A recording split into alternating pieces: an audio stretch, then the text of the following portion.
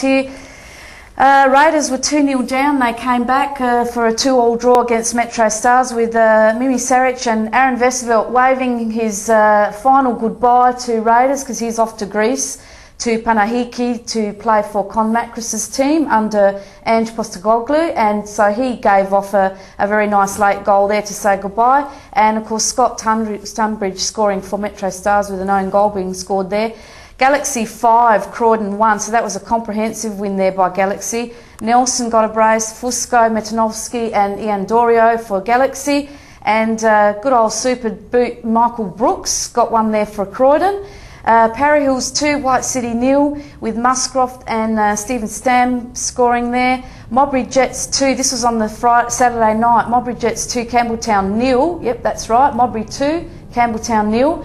Fantastic display of a second half display of football by Modbury with Reece Devlin and fantastic captain Nathan Day, who's just been standing tall for that team this year, scoring the goals. And Monday night game, Adelaide City 3, Blue Eagles 0 with the young Deruvo scoring 2 goals. And that man that we seem to mention every single week, Damien Morey, scoring there for Adelaide City. Now, as I said, I was at the game, at the Parry Hills White City game, and if we can run the footage now to have a look at what happened there, it was a very unusual game, and I really thought that, Chad, you guys were in there, you just weren't able to penetrate their back line. They were holding quite strong there. Yeah, they tend to do that quite a bit.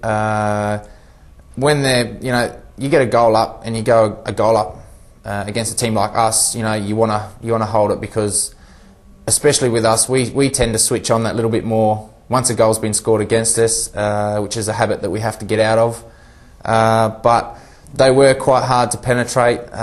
They got back well, but again, we had the opportunities, a couple of one-on-ones, and you've got to finish chances that you get one-on-one with a keeper.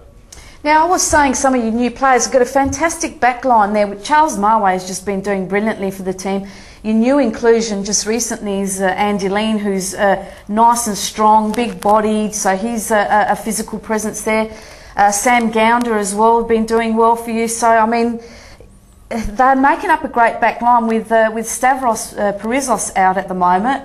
They've been doing very well.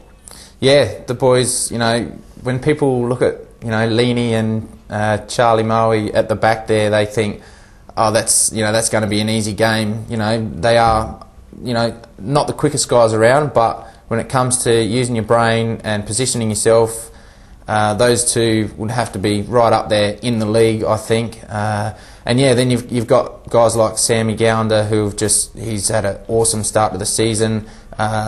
Unfortunately, in a bit of an injury patch at the moment. Again, Stav is a solid defender. We've just got on board George Sonis as well. Yeah. That guy at training, just having him at training, the guy doesn't shut up on the pitch, but it's all positive, and whatever comes out of his mouth is exactly what you want to hear from a defender.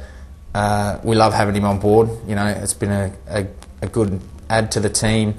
Young Liam Chandler, who he's been playing fantastically, absolutely. For a kid that's only just turned 18, again, not the quickest guy around, but with his English background, he's very solid on the ball, and for his age, he's a very smart player. And then you've got Aaron Batsis up the front there that can put away these goals. He's just got to get the right supply, I guess. Yeah, Ange, he played quite well when he was at Galaxy, always a threat to teams. Hasn't had a great run since he's been with us. Again, quick, on the ball, he can turn quite sharp and take off well. Unfortunately, hasn't got a lot of goals that he probably should have finished off, which were crucial goals. Again, a one-on-one chance he had on the weekend, needed to put away. Unfortunately, didn't put away. But you can't look at those and just think we should have. You've got to play on and take other chances that you get.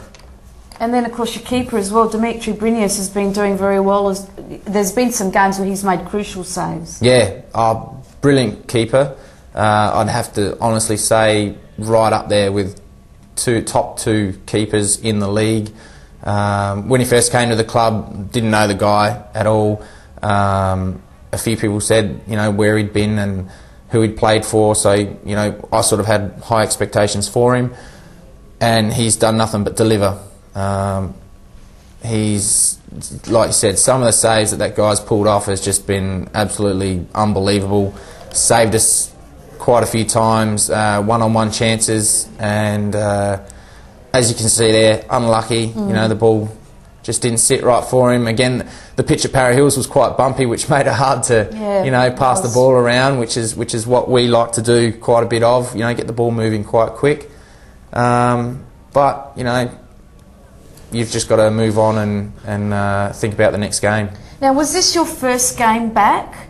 So during the show, during the footage, there were chances where you did have shots at goal. Do you think it's just because of a lack of game time that you weren't quite as confident as you might have been, or? Yeah, I think again that I only played the second half of this match. There's a terrible shot, free kick. Sorry, I had to put that one in. That's all right. But it doesn't really take me a long time to get back into form. I like to try and do as much as I can at training, push myself as hard and far as I can during training. Sloppy goal there. But to get back in form, maybe I could score. If I get 1 or 2 goals under my belt, then maybe we can take it on to the sort of season I had last year. Donald, did you want to say something? No. What I think was the big loss for White City, we've just talked about all the positives. The negatives is they've only scored 15 goals in 13 games, which, as you know, that's just averaging over a goal a game. So if you have any dreams or thoughts of getting in the top 5, they really have to get Chad Bugeja out there on the park, scoring goals and lifting the rest of the team, because Chad is an inspiration on the park because his sheer enthusiasm, his skill, his ability, apart from what we've just seen skying one over the bar, his ability to finish is exceptional. And I think really, and with Adrian Santrak there pulling the strings backwards and forwards, and a couple of new players coming in, Andy Lean being pretty solid at the back, I think they've got a fair chance of making the top 5, but a lot's going to go on the shoulders of my young man on the left-hand side. Well, we're used to seeing him scoring many goals, and it's been unusual this year, obviously because of your injury. But let's have a look at the ladder after around 13 games, and Adelaide City's pulled away now, 5 points clear of Metro Stars. So is this going to be difficult for anyone to catch them? Who knows? Metro Stars, so Adelaide City on 31, Metro Stars 26, and then Galaxy on 20. Very, very tight here. Galaxy 20, Blue Eagles 19, Campbelltown 18, White City 17. Then we've got 3 teams on 15, Raiders, Modbury and Para Hills, and then Croydon on the 4. So Croydon, we say, mathematically they can get out of relegation, but you'd have to say that they are on their way to be relegated.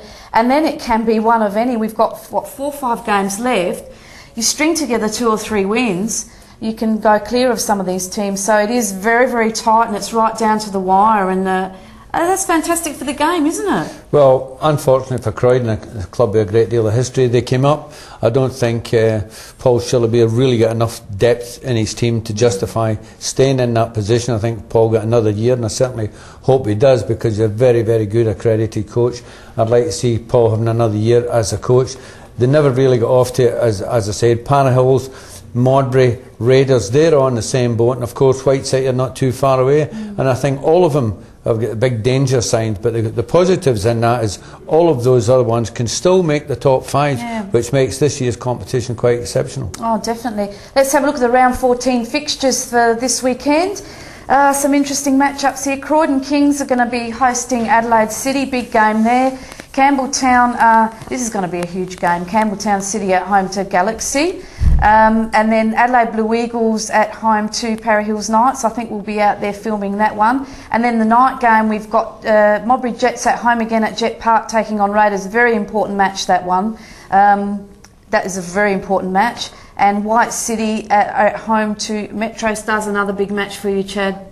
Yeah, one we're looking forward to. We like to unfortunately, we haven't gone too well against those guys at home the last couple of seasons, but this year we tend to turn it on against the better teams, which is, you know, a bit odd the way we play quite well against the good teams, and then well, you crap, beat Adelaide City, didn't you? and then crap against the lower teams. Well, look, it is exciting, and I'm very excited watching these games and getting out there and watching these games, as all of you should be too. If you can, get out and watch one of these games, because they're fantastic. It's good entertainment, and you get to see our fantastic players that play this game each and every week. We're going to go for a short break. We're going to hear from our sponsors, and when we come back, we're going to have more of Full On Football.